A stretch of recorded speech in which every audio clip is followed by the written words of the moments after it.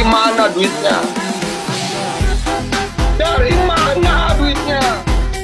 Karena kita punya uang. Militer Indonesia seakan tidak pernah memberi jeda. Modernisasi tidak berhenti, tidak melambat, dan tidak menunggu situasi kawasan benar-benar panas.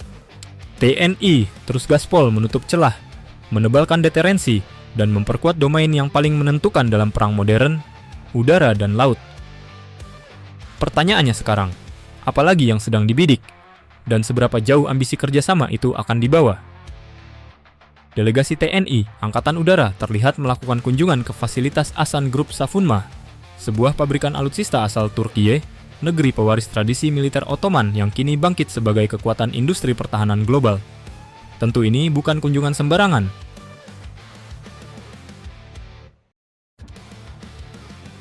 Apa yang sedang dicari TNI Angkatan Udara?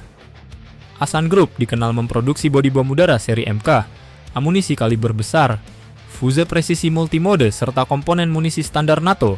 Artinya, jika TNI Angkatan Udara datang ke sana, yang paling masuk akal dibaca adalah penguatan amunisi udara. Dan ini jauh lebih strategis daripada sekadar headline pembelian jet tempur baru.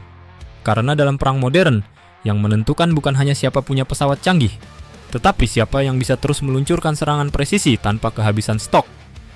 Konflik global beberapa tahun terakhir menunjukkan satu fakta brutal. Amunisi habis lebih cepat daripada yang diperkirakan banyak negara. Indonesia tentu tidak ingin berada di posisi itu.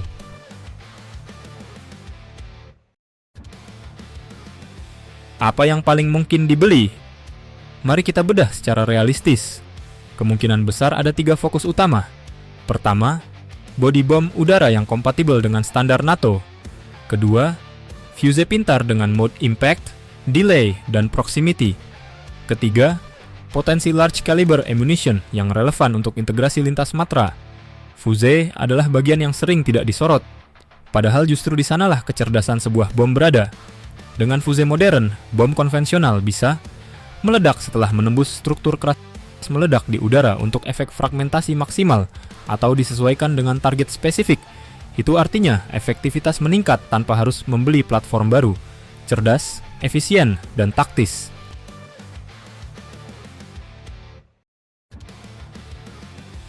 Kenapa harus sekarang?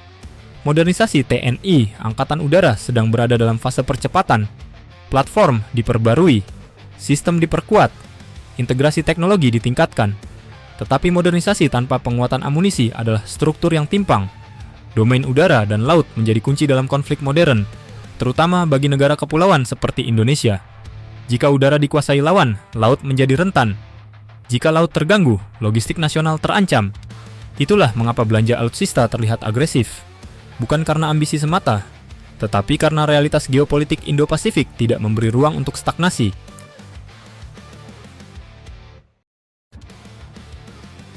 Apakah ada transfer of technology? Sekarang kita masuk ke titik paling strategis. Apakah ini hanya pembelian atau ada TOT di baliknya?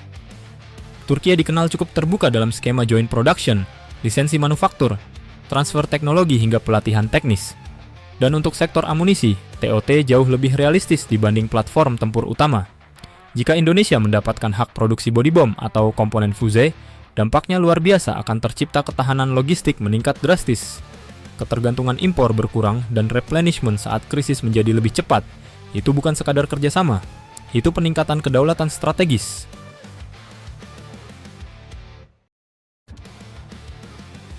Indonesia paling agresif di ASEAN.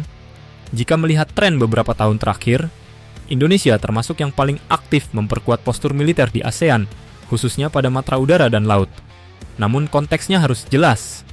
Indonesia memiliki wilayah laut sangat luas, jalur perdagangan strategis dunia, maupun tantangan kawasan yang kompleks. Artinya kebutuhan pertahanan Indonesia tidak bisa dibandingkan secara sederhana dengan negara yang wilayahnya lebih kecil.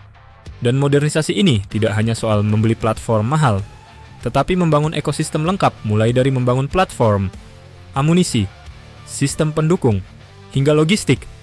Tentu itu pendekatan yang jauh lebih matang.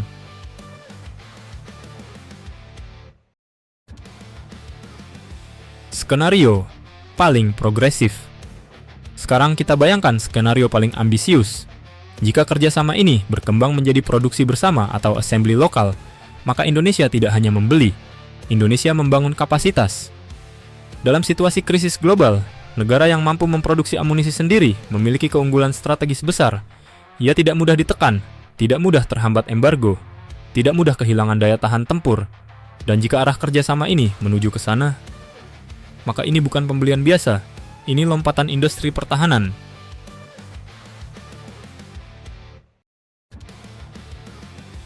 Militer Indonesia tidak memberi jeda, modernisasi terus berjalan, dan kunjungan delegasi TNI Angkatan Udara ke Asan Grup Safunma bisa menjadi bagian dari strategi memperkuat jantung daya pukul udara Indonesia. Karena pada akhirnya, deterrence bukan hanya soal jumlah pesawat, tetapi soal seberapa lama dan seberapa presisi Indonesia bisa mempertahankan intensitas serangan jika situasi memaksa.